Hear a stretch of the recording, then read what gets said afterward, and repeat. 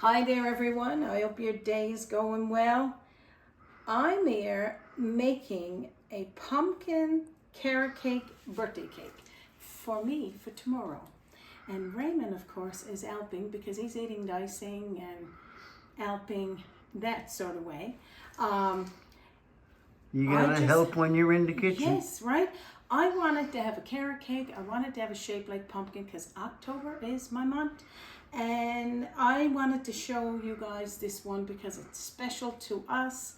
And tomorrow, our family will get to have a taste. So Raymond's gonna pop in here now and show you this fancy little pumpkin cake. And you can make this one with a round pan and just shape out the eyes of the pumpkin.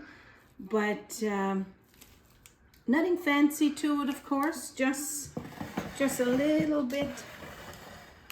Of course, this is a pumpkin pan, but you can do the same thing with a round pan. And I got this recipe up there on our channel. I can share that one with you.